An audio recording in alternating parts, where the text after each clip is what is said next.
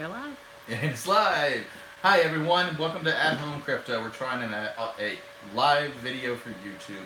See if anybody actually watches. But today we're going to be doing frequently asked questions by people that are looking to get into cryptocurrency.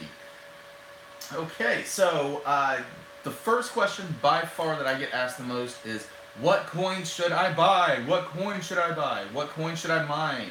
Is the question I ask myself. We don't personally buy coins, we mine coins. I don't have anything against buying them, it's just not something I do. I prefer to build and make the coins. But lots of people out there, even if you did follow my videos, they just would prefer to buy coins. There's some out there that are those 30-cent altcoins that people are wanting to get into. So some of the examples would be that I've heard some of my friends talk about is New York coin, Saya coin. Saya coin you can actually mine also, but New York coin is one my buddy is into. There's one called even Sex coin. There's the coins that we mine though are Ethereum, Litecoin, Dogecoin is one we mine, Monero is one. Of course, Bitcoin we mine. You've seen those systems, but I'm really a fan of coins that have a function behind them. Like Ethereum is a programming language into virtual machine that you can code in the Solidity coding language, also based on Node.js. Um, but so look for, when you're going to buy coins, look for ERC20 coins. That means they run on the Ethereum blockchain. And then also look that they have, read a little bit of the white paper, make sure that they have a function, that it's not purely a change in currency or a kind of coin that doesn't have a good function behind it. The long-term use is going to be what you're going to look for these. I don't really recommend coins for people to buy. I'm not your investment advisor, but the places you would go to do that are Binance, B-I-N-A-N-C-E, and Bittrex is another very popular place where you can buy some of those 30-cent, those 1 cent, less than 1 cent coins if you wanted to. One thing I will say, and this may get some people mad, but this is the truth in my opinion. I'm not your investment advisor. Ripple is a scam. Don't get into Ripple. Don't buy Ripple. Don't believe in Ripple. Ripple is purely a decentralized, non-mineable coin created by big banks with big banks being their clients. You can totally disregard that advice. Me personally, that's what I tell everybody. And just don't buy Ripple. It's a waste of your money, and they are making people that are not you rich. It's making people that should not be. But that's, again, my opinion. I'm not your investment advisor. Another question I get asked all the time is, people have followed my videos, and they put together this beautiful, 7-card GPU Ethereum mining rig. They're doing, it's all powered on with their 2 power supplies. And now what? What do I do? So the first thing, of course, you have to get an OS, an operating system. Some of the operating systems you'll see in my videos. I've done one for Windows 10. I've done one for an Ubuntu installation. I've really started using the FETH OS. It comes on a little USB drive, 16 gig. I really like it. You can get that for like $35, $39 from GPU Shack. And you can actually just download the digital version and make your own USB. Or if you buy it online with one of their bundles, they'll send you these USB drives. I really have been impressed with the FOS. It's even though it's Linux based, they've done a really well job for anybody being able to use that. So again, Windows 10 and AtHOS are some of the ones I like. The mining software that I really prefer, and I've done some videos on this, is called Claymores, CLAYMORE''S. Claymore's Dual Miner. And you can see that online, look that up. It's got a Google Drive that it goes to, and the latest version I think is 10.2 off the top of my head. That I believe is the latest version of that. It's very customizable. It does many different coins, but that's the mining software that you could use if you went with the Windows 10 or Ubuntu Linux solution. The FOS is a miner. It's mining software itself. It uses I think Claymore's actually within it. It uses definitely parts of Claymore's because I can use a lot of the same commands.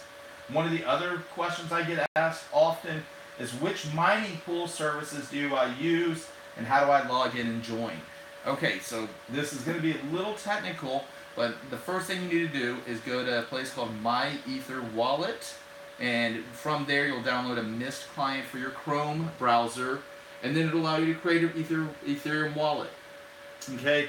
Personally, we use hardware wallets. I know I also usually have a node running for the Ethereum network, so I keep my wallets with a node, and then I move all of my hardware or my coins over to this hardware wallet, the Ledger Nano S. When you create these, create your wallet on MyEther wallet, they will give you the wallet address. It starts with 0x. All Ethereum wallets start with 0x, and then it's like 13 characters after that. Save that and keep it close and handy. You're going to move all of those over to your wallet, and then you're going to configure inside your OS, your Claymores or your FOS. There's always a config file, .conf file, that you'll edit, and in that you'll see pool, W-A-L-L, pool wall, and then it'll have an example there, 0x, a bunch of numbers.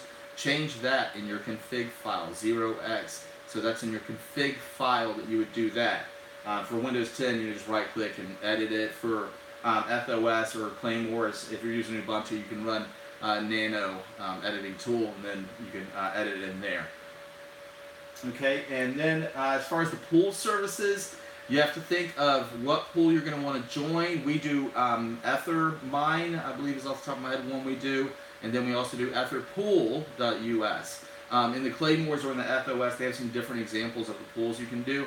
But we're in the US, so we look for US-based pools. You're going to want to find the one that's right for your country. Do some quick searches. You'd find the right ones for you. And then they usually have a link that you can go to monitor your systems and how much Ethereum you've made or mined since you have joined that pool. There's also local or solo pool mining, where solo mining and pool mining are different. That solo mining is, this system is mining by itself, not really connected to a pool. It's just connected up and mining on the whole chain. So that means that I have to mine for a much longer time than if I was in a pool. With a pool, it's a bunch of us from around the world, around the US. They're in the US pool, and we're mining together, and when a new block is found, we all get a small reward of that. Instead, if you do the solo, you get the full reward, the 3.5, when you find a block. So that's the difference. Solo mining versus pool mining. I try both just because I have so many different systems that I just like to test out different things. I would say 90% of people would prefer to use a mining pool rather than a solo pool mining. Now, how do I set up a bank account on a crypto exchange? That goes back to some of the first things I was telling you. Look at Binance, Bittrex, I'm not sure.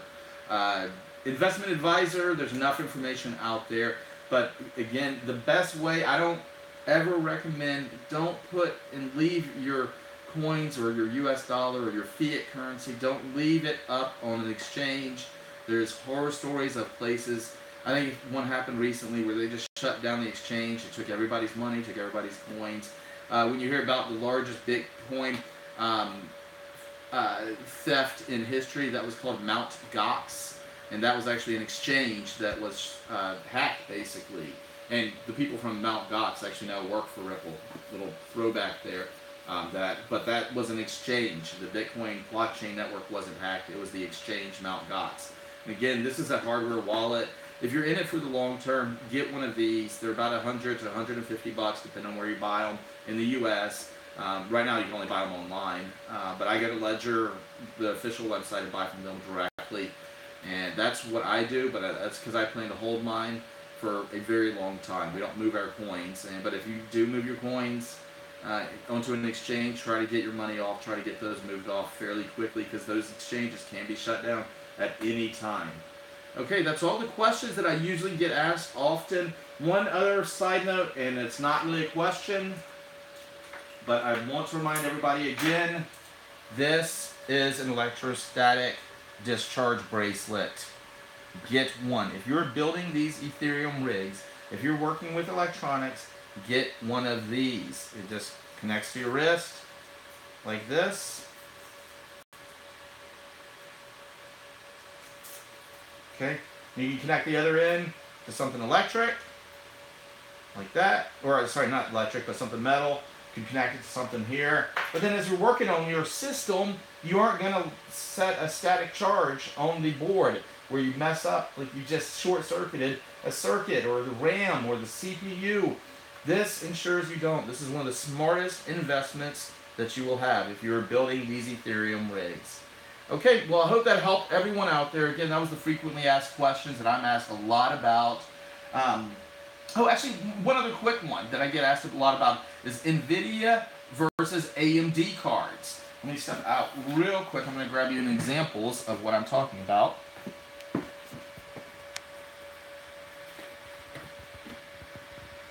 There. Okay. Thanks for bearing with me for a second. So this is AMD cards. The Radeon RX series they're one type of GPU.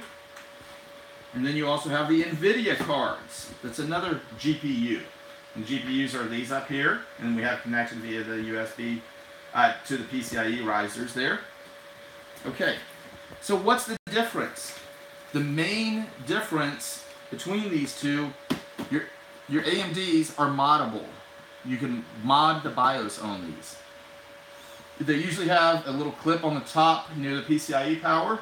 You move that over towards the slots that have the HDMI ports, and then you can use, there's all kinds of internet videos out there. If you want me to do one on, I can show you, but you use an ATI WinFlash. Find the specific ROM file that you're looking for your specific model. You'll need to look at it like for the Hynix or Panasonic or Samsung memory that's on it and modify to that. Your NVIDIA cards over here, they don't have any clip. They have very minimal kind of modifications you can do with these. I think the most you can do is like the core clock or the mem clock that you can set actually within the config file with those. So that's the big difference. And of course the prices are different. These are usually $400 or $500, and these that do almost the same mega hash, these go for about $700 USD. So again, that's the differences in these two. One is cost, and this is modifiable. So AMD doesn't have it locked down, and the NVIDIA, they do lock down the BIOS, so you can't do much modification. All right, thank you everyone. I hope you've enjoyed this. And if you have other questions or other information you want to get from me, please let me know. Hope you have a wonderful evening.